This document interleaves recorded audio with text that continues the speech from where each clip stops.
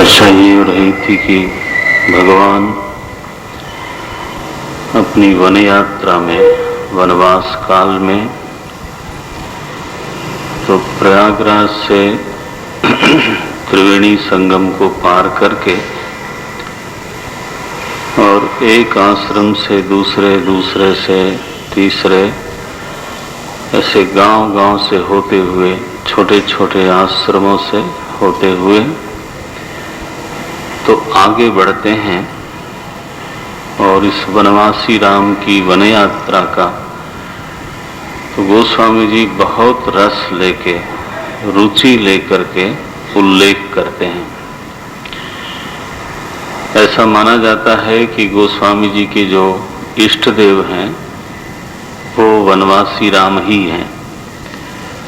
वैसे तो ईश्वर इष्ट देव है, लेकिन उसमें भी जो इष्ट माने जो अच्छा लगे, जिसको हम चाहें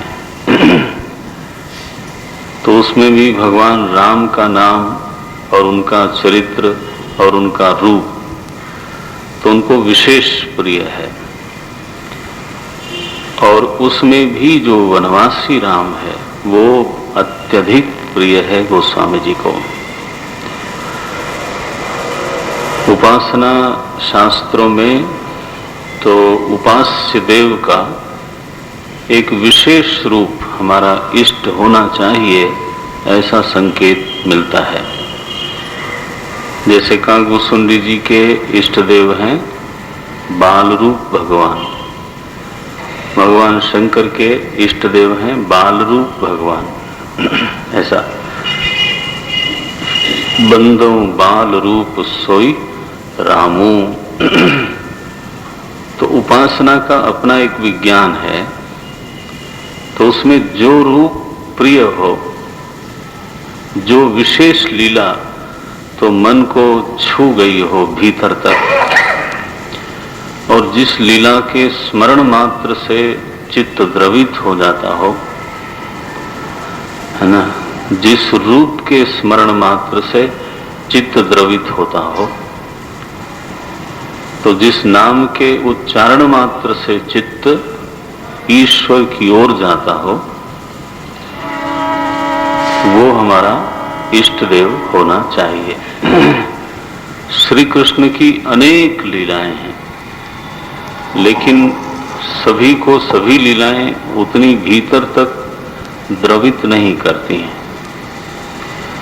तो जिसको जो लीला द्रवित करे, पितामह भीष्म सरशैया पे तो श्री कृष्ण की बाल लीलाओं का स्मरण नहीं करते, है ना। सरशैया पे पितामह भीष्म पड़े हैं, कुरुक्षेत्र में युद्ध समाप्त हो गया है, और उस समय जिस रूप का वो ध्यान करते हैं वो उनका चक्रधारी रूप है। वीर वेश में भगवान तो पितामह भीष्म की ओर चक्र लेकर के दौड़े। पितामह भीष्म ने धनुष रख दिया और घुटने टेक के प्रणाम करते हैं, महाराज इसी रूप को देखने के लिए अभी तक सब कुछ कर रहा था मैं। तो उसी रूप का पितामह भीष्म ध्यान करते हैं। श्री कृष्ण उनके इष्ट देव हैं, लेकिन श्री कृष्ण में भी तो वो चक्रधारी वीर कृष्ण उनके इष्ट देव हैं। उनकी प्रतिज्ञा को पूरा करने के लिए अपनी प्रतिज्ञा को छोड़ने वाले प्रभु और अपने शरणागत अर्जुन का परित्राण करने के लिए अपनी प्रतिज्ञा को तोड़ने वाले प्रभु, ये चक्रधारी श्री कृष्ण है।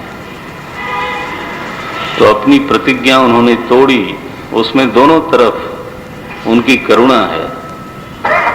तो पितामह भीष्म की प्रतिज्ञा पूरी करनी है,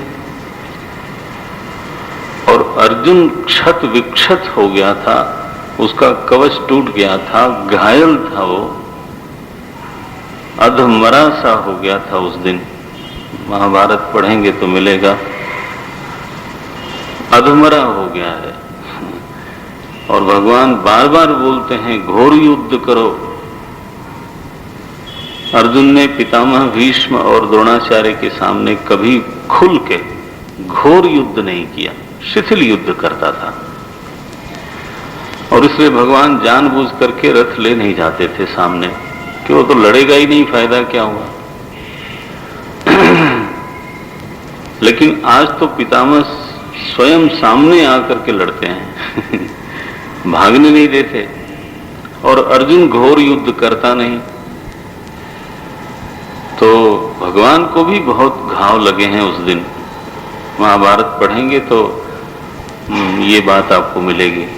भगवान का भी कवच टूट गया है, उनके भी छाती में बाण लगे हैं, ऐसा रूप है। तो भगवान को लगा कि आज तो अर्जुन समाप्त हो जाएगा। तो शरणागत समाप्त हो जाए, नमे भक्तः प्रणश्यति, ऐसी प्रतिज्ञा कर रखी है। अब कौन सी प्रतिज्ञा बचाएं? शस्त्र धारण न करने की प्रतिज्ञा बचावें या नमे भक्तः प्रणश्यति उसकी प्रतिज्ञा बचावें? तो मम पन शरणागत, तो मेरा प्रण तो है शरणागत को, शरणागत भयहारी। तो पितामह भीष्म को भगवान की जो ये लीला है, ये प्रसंग उनके जीवन में आया, उससे पितामह का चित्त बिल्कुल द्रवित हो गया। जब जब स्मरण करते हैं तो भाव विवल हो जाते हैं पितामह भीष्म। और इसलिए युद्ध में जब घाव लगा है उस समय भी तो इसी लीला का स्मरण करते हैं। ये इष्ट की पहचान है। हाँ, भगवान ईश्वरवादी होना एक बात है, फिर भगवान का एक नाम और एक रूप हमको पसंद आवे, उनका एक व्यक्तित्व पसंद आ जाए, वो दूसरी बात है। और उसमें भी कोई खास लीला है ना, उनका एक विशेष प्रसंग जो चित्त को द्रवित करने वाला हो, बस तो उसका उपासना शास्त्र में ध्यान किया जाता है। तो भगवान शंकर समुद्र मंथन में शामिल नहीं है, उस पूरी आयोजना में कहीं भी शामिल नहीं है। भगवान विष्णु उस आयोजन के मानो अध्यक्ष हैं। उन्होंने ही देवताओं को प्रेरणा दी कि दैत्यों से मिलो, सम्मिलित शक्ति लेकर के मंथन करो, तब जाके अमृत की उत्पत्ति होगी।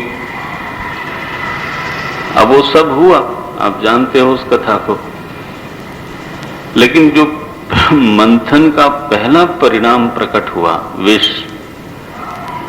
ओ नारायण, तो पूरा विश्व विक्षुब्ध हो गया, विह्वल हो गया, ताप संताप से मानो जलने लगा सारा विश्व। और उस समय भगवान शंकर जो उस आयोजन में कहीं भी नहीं थे,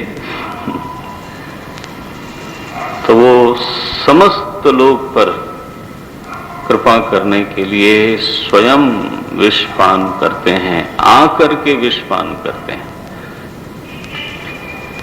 और विषपान ही नहीं करते हैं, फिर चले जाते हैं। फिर मंथन का क्या क्या परिणाम हुआ इसकी प्रतीक्षा नहीं है। बाद में 13 रत्न निकले, किसी ने याद भी नहीं किया कि कुछ हिस्सा उधर भी देना चाहिए। सारा हिस्सा उन्हीं का है, क्या उनको देना है। इसलिए कर्पूर गौरम करुणावतारम, देखो इसको इष्ट देव बोलते हैं। कौन सी लीला हमारे चित्त को द्रवित करती है, हमारे चित्त को पिघला देती है, अभिभूत कर देती है, तो उस लीला का ध्यान करना आसान है।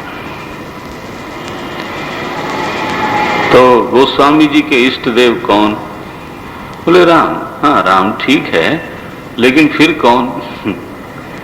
तो बोले वनवासी राम। पूरे राम ही उनके इष्ट देव हैं, लेकिन फिर वनवासी राम तो वनवासी राम। गोस्वामी जी को लगता है कि हम इस राम से बहुत आसानी से मिल सकते हैं, यहां कोई प्रोटोकॉल नहीं है। ओ राजा राम तो अयोध्या में तो थोड़ा सा मुश्किल होगा, वहां तो एक नियम कानून है और गोस्वामी जी चाहते नहीं कि उस नियम कानून को भंग किया जाए। और राजा राम का वेश तो उनको अच्छा लगता है, लेकिन वनवासी राम का वेश उनको अपना लगता है। जटा मुकुट सिर, ये इतना सुंदर शब्द है। भगवान जटाधारी हैं और लेकिन जटाधारी होते हुए जटाओं को उन्होंने मुकुट की संज्ञा दी। क्या अभिप्राय है कि तपस्या और ईश्वरता दोनों एक साथ है। जटा मुकुट का अभिप्राय देखते हो क्या है? जटा तपस्या का प्रतीक है, त्याग का प्रतीक है, और मुकुट शासन का प्रतीक है, सत्ता का प्रतीक है, ऐश्वर्य का प्रतीक है। तो गोस्वामी जी को लगता है कि ये वाला ऐश्वर्य ज्यादा बढ़िया है, जिसमें त्याग प्रकट हो और ऐश्वर्य छिपा हुआ हो। नहीं, तपस्या प्रकट हो और ईश्वरता ढकी हुई हो। है वहां, उसका अभाव नहीं है, लेकिन ढकी हुई है। और इसलिए कोल भील भी उनके पास जाते हैं। गांव के लोग घेर लेते हैं, महाराज बैठो जरा, यहां आराम करो, थक गए होंगे आप। कोई दौड़ के पानी लाता है। यहाँ ये प्रकरण है, आप पढ़ेंगे तो आपको मजा आएगा। वो पानी लेके आता है, कोई पानी पिलाता है उनको, कोई कहता आज रात को यहीं रह जाओ, आप बहुत थक गए हो। और गांव की स्त्रियां तो सीता जी को घेर लेती हैं, पूछती हैं ये सांवले गोरे तुम्हारे कौन है। अब उस समय इतना आधुनिक समाज नहीं था।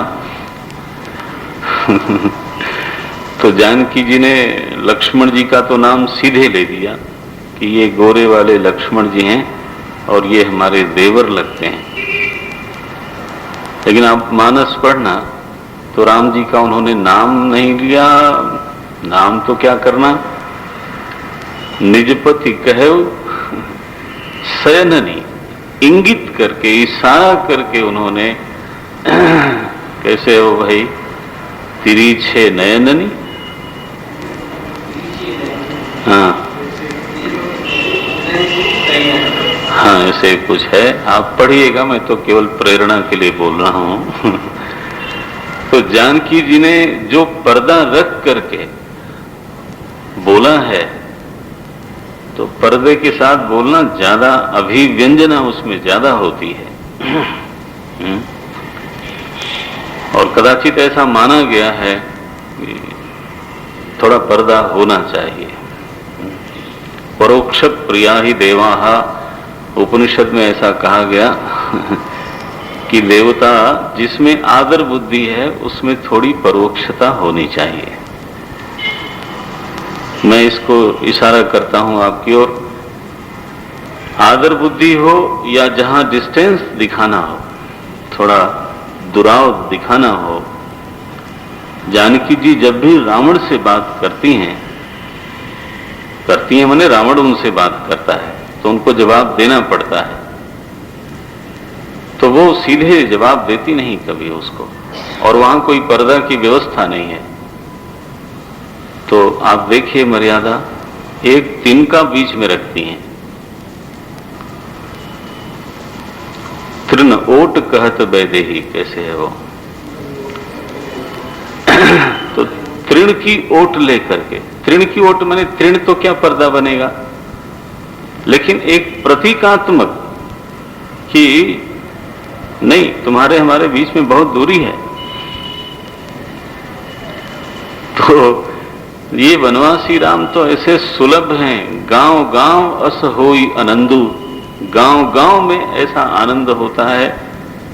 जहां जाते हैं तो कोल भील गांव के निरक्षर लोग, गंवार लोग, सभी लोग भगवान का दर्शन पाते हैं, उनके साथ संवाद करने का अवसर मिलता है।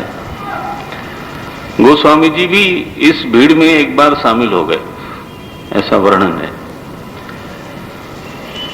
माने नहीं, उनका जो कवि मन है ना, वो मानना रुक नहीं सका, तो एक तेजस्वी ब्रह्मचारी के रूप में वहां पहुंच गए, ऐसा प्रतीक है। और वहां जाकर के प्रणिपात किया, और कवि को बड़ी स्वतंत्रता होती है, कल्पना में तो कुछ भी कर ले। तो राम जी ने उस तपस्वी तुलसी को गले लगाया। अब सोचिए जरा, लिखते समय उनको कैसा लगा होगा। कि चलो इसी भीड़ में मैं भी शामिल हो गया और गले भी मिल लिया। गले लगाया, जानकी जी को प्रणिपात किया, उन्होंने सिर स्पर्श करके आशीर्वाद दिया। लक्ष्मण जी को प्रणाम किया, उन्होंने प्रेम से देखा। तो ये वनवासी राम ऐसे सुलभ हैं जहां सभी लोग, तो गोस्वामी जी मानो बंद नेत्रों से इस यात्रा को देखते हैं। एक वर्णन यहां किया कि वन में जब चलते हैं भगवान तो आगे आगे चलते हैं, बीच में जानकी जी हैं और पीछे लक्ष्मण जी हैं। तो दो धनुर्धारी बलिष्ठ लोगों के बीच में माता जी हैं। तो एक तो ये हुआ। दूसरा प्रतीक बोलते हैं कि ये देखते समय तुलसी बोलते हैं, मुझे ऐसा लगता है कि ये जैसे बाहर दृश्य है वैसे ही कुछ भीतर भी ऐसा ही दृश्य हो गया है। क्या है वो? ब्रह्म जीव बिच माया जैसे, उभय बीच सिय सोहति कैसे, ब्रह्म जीव बिच माया जैसे। बहुत सुंदर है ये। अगर कोई ध्यानाभ्यास करते समय इस सच को भीतर देखना चाहे तो देख सकता है। तो जीव तो मैं ही हूं, और मेरे और अंतर्यामी प्रभु के बीच में अगर कोई है तो उसका नाम है माया, और वो त्रिगुणात्मिका है। मैं अपने अंतस्थ प्रभु से जुदा हो जाता हूं, मिल नहीं पाता। मैं अपने अंतस्थ प्रभु में समा नहीं पाता। मुझको उनसे दूर रखने वाली जो चीज है ना, तो वो आप भीतर देखोगे तो कौन मिलेगा? वही त्रिगुणात्मिका माया और उसका परिवार। एक नदी की तरह बहती है, मैं इस पार और हमारे प्रभु उस पार, बीच में ये माया नदी बहती है। इसलिए गीता में उसको मम माया दुरत्यया ऐसा कह दिया कि इसको लांघना काफी कठिन है। छोटी सी नदी है, देखने में बहुत पतली सी नदी है, लेकिन इसकी धारा इतनी तेज है, नारायण। इसकी एक एक लहर से जीव डूब जाता है। अब देखो, चित्त में ईर्ष्या आ जाए, ईर्ष्या को पार करना कितना कठिन है। ये तो असली नदी नहीं है, ये तो नदी की एक लहर है। क्रोध आ जाए, द्वेष आ जाए, लोभ आ जाए, नहीं, मद हो जाए, अभिमान हो जाए। आज कोई मुझे सुना रहा था, प्रभुता पाई काहि मद नाही। एक एक लहरें जो इस त्रिगुण की उठती हैं, नहीं क्या? वो हमको अच्छी तरह से नचा देती हैं और हम इन्हीं लहरों से थपेड़े खाते खाते इस पार ही रहते हैं। प्रभु तो हमारे और प्रभु के बीच में यज्ञात्वा अमृतम अश्नुते 13वें अध्याय में आया, मद भक्त एतद विज्ञाय, कोई बोलेगा मद भावायोपपद्यते। भगवान बार बार बोलते हैं कि मुझे जान करके व्यक्ति मुझे ही प्राप्त हो जाता है। यहां आएगा जानत तुम्हें ही हो जाए। तो ज्ञान से प्रभु की प्राप्ति होती है। ये हमारे सारे सनातन शास्त्रों का एक मत है। मैं फिर से बोलता हूं इसको, केवल ज्ञान से प्रभु की प्राप्ति होती है। यह हमारे सारे सनातन शास्त्रों का एक मत है। विज्ञाय मदभावाय उपपद्यते। गीता में लिखा ददामि बुद्धि योगम तम, उससे क्या होता है? ये न माम उपयांति ते। देखो, तो हर जगह यह बात बिल्कुल सिद्ध है। इसका अभिप्राय क्या है? इसका अभिप्राय ज्ञान और भक्ति की लड़ाई नहीं करवाना है। ये बड़ा मुश्किल है आजकल। लोग लड़ने का स्वभाव मंच पे भी नहीं छोड़ते। ये नहीं करो आप। इसका मतलब यह है कि मेरे और प्रभु में कोई देश बाधा नहीं है। The distance is not the problem. आप इसका अभिप्राय देखो। अगर distance is the problem, then तो एक खास व्हीकल बनवानी पड़ेगी और जिसके पास वो ज्यादा बढ़िया व्हीकल होगा, he will reach sooner than us. The time is not a problem. जब भगवान कहते हैं विज्ञाय उपपद्यते, ज्ञात्वा अमृतम अश्नुते, जानत तुम्हें ही हो जाए। What does it mean? इसका मतलब क्या है? इसका मतलब सीधा ये है, ध्यान रखना, अगर दूरी होगी तो चलना होगा और काल का भेद है तो प्रतीक्षा करना होगा। चलने से भी बात नहीं बनेगी। अगर ज्योतिषी ने कह दिया कि 8वें वर्ष में आपका भाग्योदय है, आज से 8वें साल बाद आपका भाग्योदय होने वाला है। अब आप कितना दौड़ो चाहे चलो, nothing is going to happen. क्यों भाई? What is the problem? बोले टाइम इज ए प्रॉब्लम। यही तो। क्या बोलोगे आप? बोले काल का भेद है। अब काल को तो आप पास में खींच नहीं सकते, वो तो अपनी गति से चलेगा। तो जब हमारे शास्त्र ये बोलते हैं ज्ञान की प्राप्ति होती है, it has got a deep, a very great significance.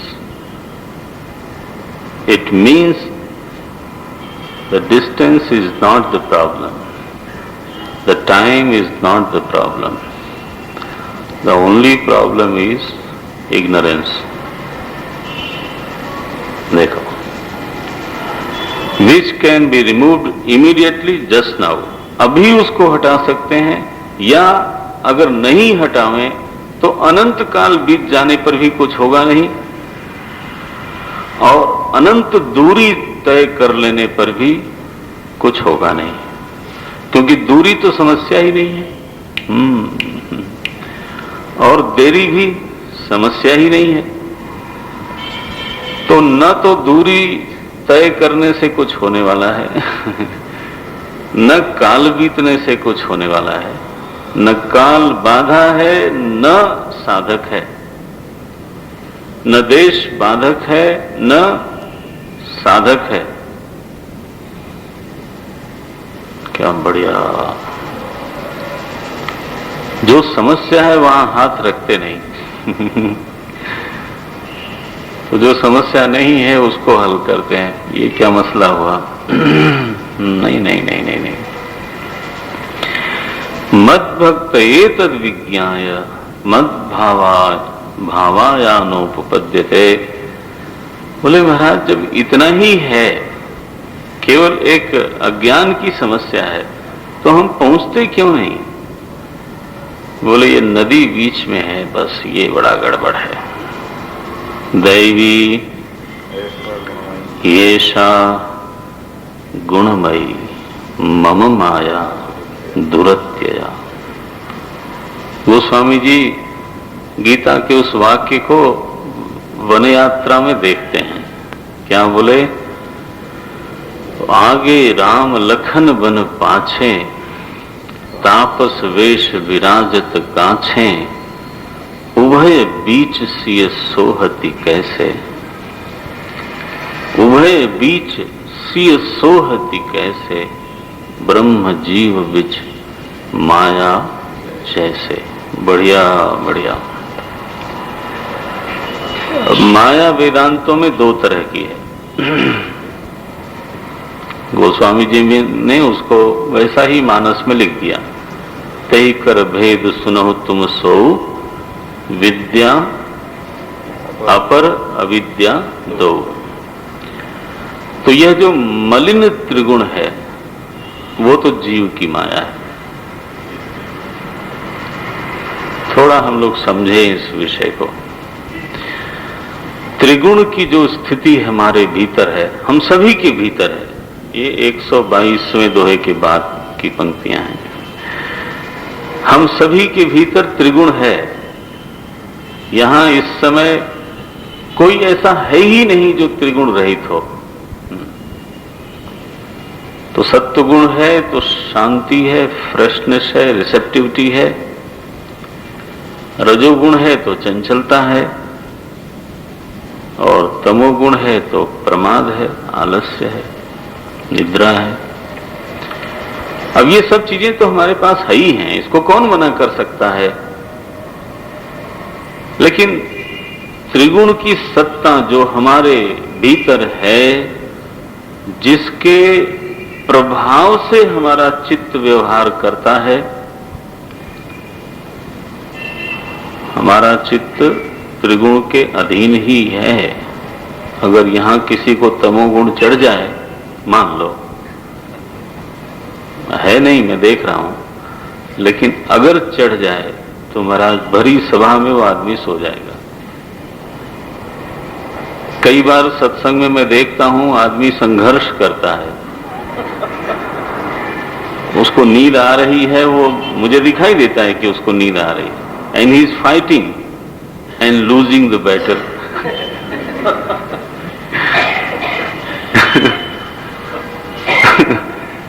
कौन? हम कहते हैं मेरा चित्त, अरे ठीक है आपका चित्त है, मुबारक हो, लेकिन उसके ऊपर त्रिगुण का प्रभाव है। किस गुण का प्रभाव है ये देखने की बात है। तो रजोगुण की प्रधानता हो तो बोले आदमी राजसिक है, तमोगुण की प्रधानता हो तो हम बोलते हैं ये तामसिक है। तामसिक माने इसमें दो गुण नहीं है ऐसा नहीं, और दोनों गुण भी हैं, लेकिन तमस प्रधान है। इसी तरह से रजोगुण प्रधान है, बाकी दो गुण भी हैं। और फिर हम जब बोलते हैं ये अमुक व्यक्ति सात्विक है, माने क्या? तो तमस है ही नहीं, और तमस नहीं होगा तो सोएगा कैसे?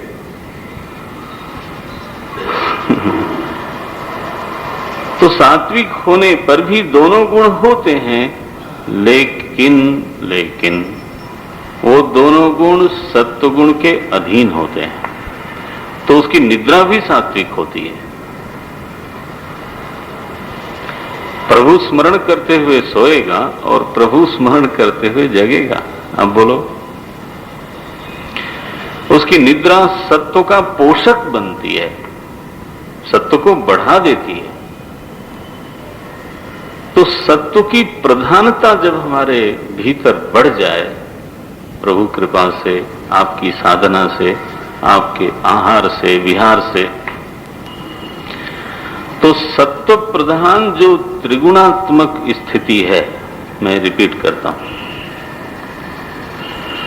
सत्व प्रधान जो त्रिगुणात्मक स्थिति हमारे भीतर है, आप चाहें तो कह सकते हैं वो माता जानकी हैं।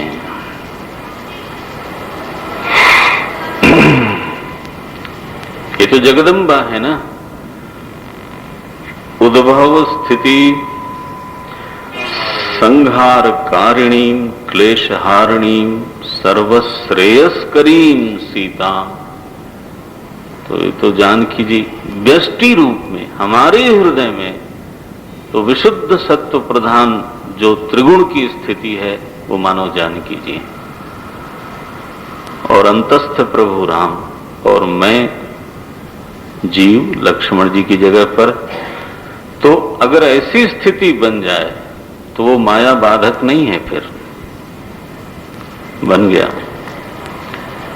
यहां लिखा है, बहुत सुंदर प्रसंग है, लिखते हैं सी राम प्रभु पद रेख बीच बिच सीता धरती चरण मग चलती सभीता। ये 5वीं चौपाई है। बोलते हैं जब भगवान चलते हैं तो जानकी जी उनके पद चिन्ह के ऊपर पैर नहीं रखती। बढ़िया है, भगवान के पद चिन्हों के बीच में अपना पैर रखती हैं, और उनको बड़ा संकोच होता रहता है कि मेरी वजह से भगवान के पद चिन्ह कहीं बिगड़ न जाएं, ढक न जाएं।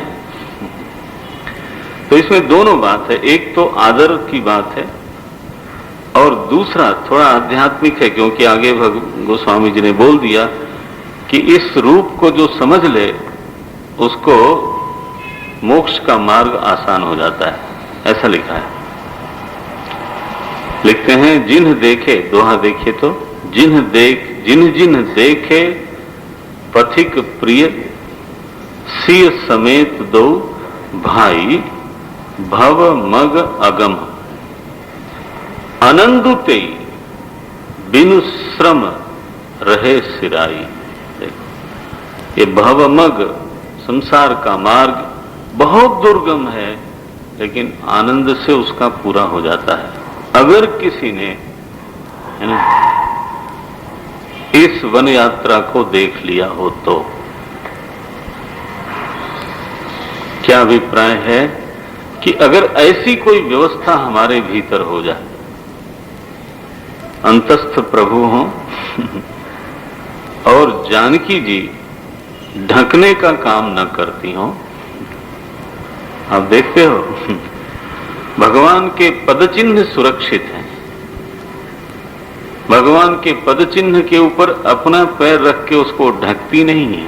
माया का जनरली काम होता है ढक देना। इसका संकेत देखना, गहरा संकेत।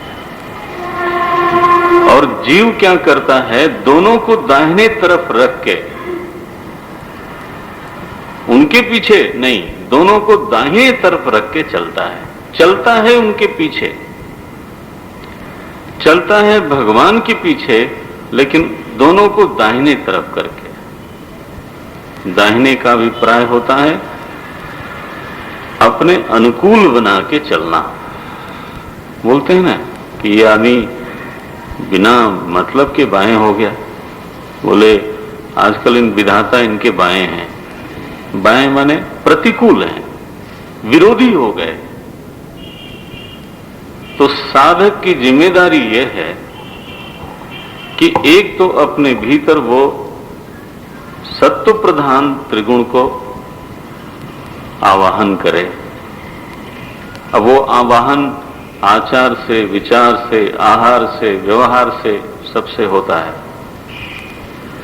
हाँ, वो सत्व प्रधान जो त्रिगुण है वो ढकने का काम नहीं करता। ये हासिल करने की जरूरत है। दूसरा, उनको अनुकूल रखे, लड़ाई की जरूरत नहीं है। भगवान हमारे अनुकूल हो, माता जानकी हमारे अनुकूल हो। यहां लिखा देखो, सी राम पद अंक बराए, है ना, दोहे के ऊपर वाली पंक्ति है तीसरी।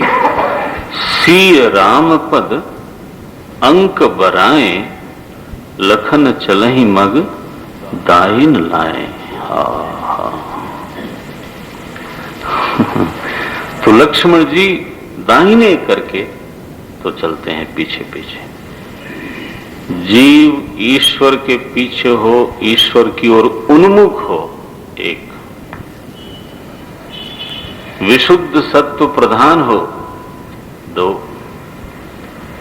हाँ, और परमात्मा के अनुकूल बना रहे, दाहिने करके चले, कभी उनका विरोध उसके आचरण में, उसके चाल में न हो।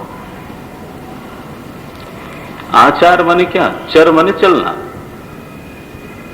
तो आचरणम, आचरणम माने जो हमारे जीवन की चाल है वो ऐसी हो कि भगवान हमारे दाहिने रहें। बस आप मंदिर में जाते हो तो परिक्रमा करते हो ना, प्रदक्षिणा, तो भगवान को किधर रखते हो? बाएं की दाहिने? ऑलवेज राइट, है ना। उसका क्या मतलब है? प्रदक्षिणा एक बड़ा गहरा मैसेज है। क्या बोलते हैं वो? कि एक तो मेरा जीवन भगवान के आसपास ही घूमेगा।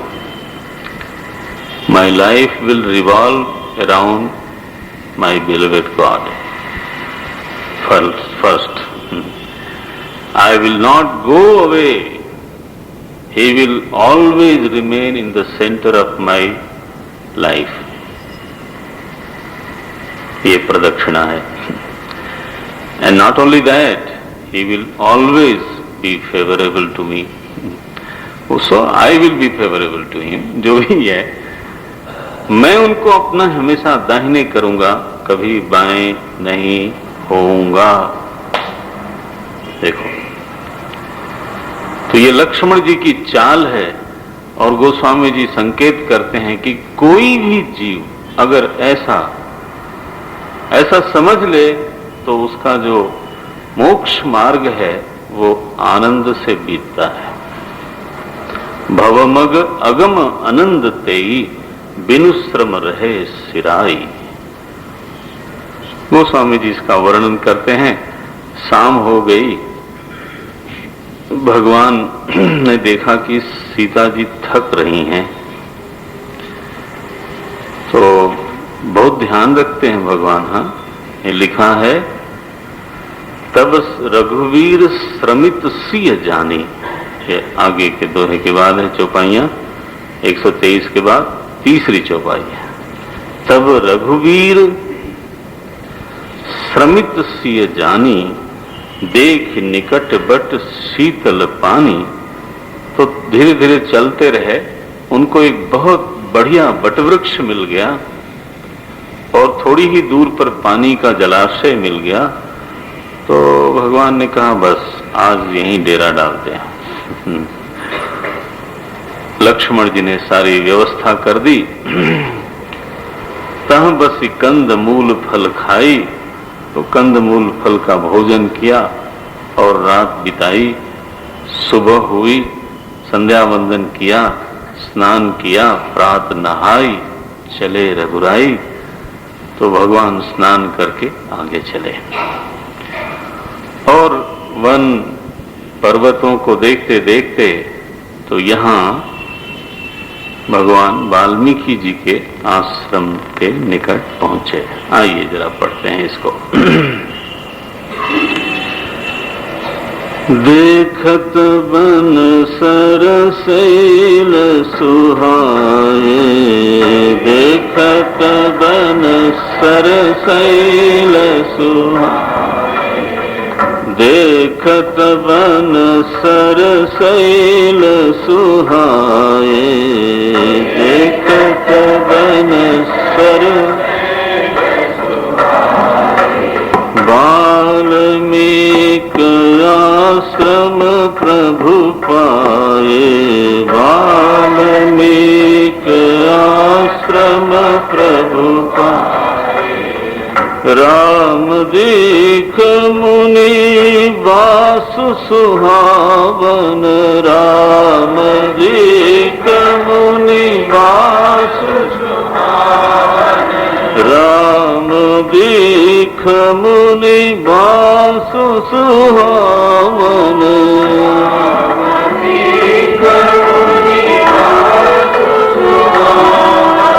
सुंदर गिरि कानन जल पावन, सुंदर गिरि कानन जल पावन, सुंदर गिरि कानन जल पावन, सुंदर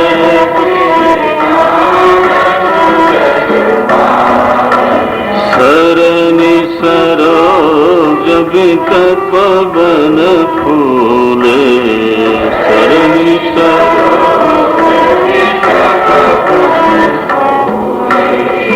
गुंजत मंजु मधुप रस भूले, गुंजत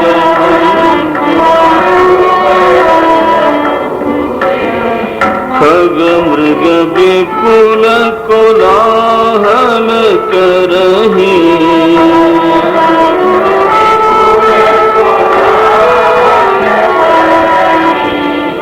खग मृग विपुल कोलाहल करही।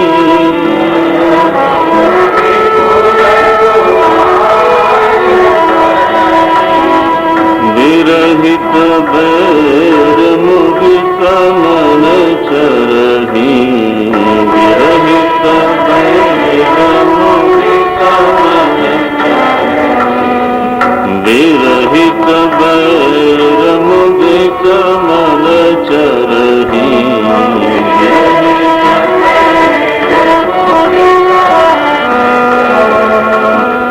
सुचि सुंदर आश्रम निरखी, सुचि सुंदर आश्रम निरखी, सुचि सुंदर आश्रम निरखी, सुंदर आश्रम निरखी। हर्ष लोक हर्ष राजीवन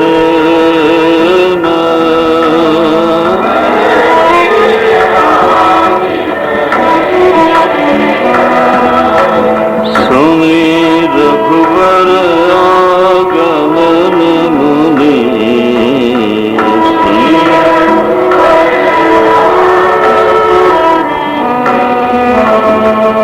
आगे आयो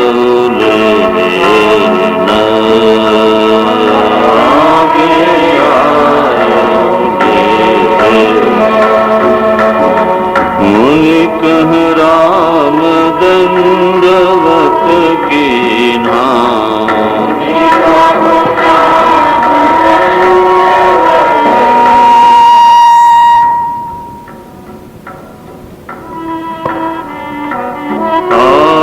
आशीर्वाद विप्रवर दीन्हा,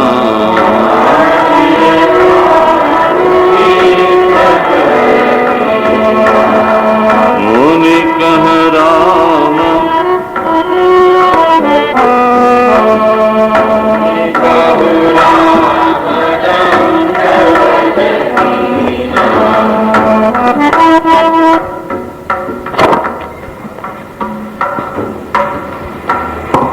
मुनि कह राम दंडवत कीन्हा, मुनि कह राम दंडवत कीन्हा। प्रवर दीन्हा, सिर पाप दे प्रवर दीन्हा। देखि राम छवि नयन जुड़ाने, देखि राम छवि नयन जुड़ाने, देखि राम छवि नयन जुड़ाने, देखि राम छवि नयन जुड़ाने। करि सन्मानु आश्रम ही आने, करि सन्मानु आश्रम ही आने। मुनिवर अतिथि प्राण प्रिय पाए,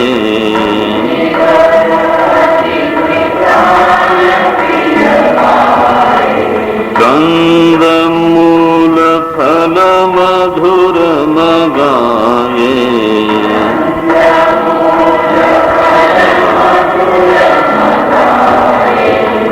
सिय सौमित्र राम फल खा